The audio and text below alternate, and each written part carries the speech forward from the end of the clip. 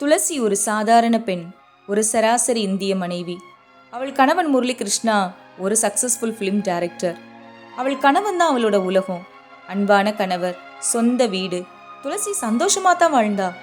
ஒரு நாள் துளசியோட சந்தோஷத்தை பறிக்க போற பெரிய உண்மை துளசிக்கு தெரிய வந்துச்சு. அது அவள் கணவன் முரளிக்கும் நடிகை கவிதாக்கும் உள்ள காதல். அந்த நிமிஷம் துளசி துடிச்சு போறா. அவள் மனம் சுக்கு நூறா உடையுது. நம்ம வாழ்க்கையிலும் சில வழிகள் அப்படித்தான்.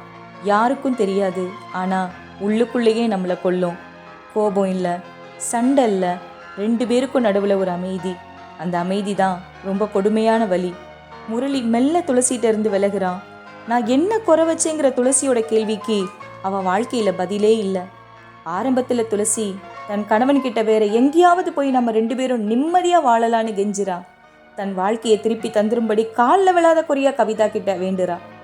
இது ஒரு மனைவியோட தோல்வி கிடையாது, தன் வாழ்க்கையை காப்பாற்றிக்க போராடுற ஒரு பெண்ணோட ஏக்கம். துளசியோட நம்பிக்கை முழுக்க உடைஞ்சு போன பிறகு ஒரு கட்டத்தில் அவள் முழுக்க தனிமையாகிறா. ஒரு காலத்தில் அன்பு, காதல், நம்பிக்கை, குடும்பம்னு இருந்த வீடு அமைதி, தனிமை, அழுகை, வெறுமையாக மாறுது. அந்த வீடு கவிதாவோட பணத்தில் வாங்கினதுன்னு தெரிஞ்ச அடுத்த கணம் அந்த வீடு அவளுக்கு அவமானத்தை கொடுத்துச்சு. அந்த வீட்டை விட்டு வெளியேறி தன்னுடைய சுயமரியாதையை காப்பாற்றுறா துளசி.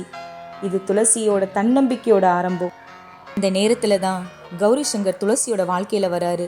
இவரால் தான் துளசி மெதுவாக சிரிக்க ஆரம்பிக்கிறா. அவர் அதிகம் பேச மாட்டாரு, அட்வைஸ் கொடுக்க மாட்டாரு. துளசி பேசாமல் இருந்தாலும் அவளோட வழியை புரிஞ்சுப்பாரு. இதுதான் இந்த உறவோட அழகு. கௌரி சங்கர் துளசியோட வழியை சரி செய்ய முயற்சிக்க மாட்டாரு. அவ கூட இருப்பாரு. அவளுக்குள்ள இன்னும் உயிரோடு இருக்கக்கூடிய தன்னம்பிக்கை நினைவூட்டுவாரு. சில நேரங்களில் வாழ்க்கைக்கு சொல்யூஷன் தேவையில்லை, ஒருத்தர் நம்ம பக்கத்துல இருந்து நமக்கு மீண்டும் வாழ கற்றுக் கொடுத்தாலே போதும். கடைசியில் முரளி தப்பு பண்ணிட்டேன்னு வந்து நிற்பான். அப்போ துளசி, இதே தப்ப நான் பண்ணியிருந்தா நீங்க என்னை ஏத்திருப்பீங்களான்னு கேட்பா. முரளி பதில் சொல்ல முடியாம மௌனமா நிற்பான்.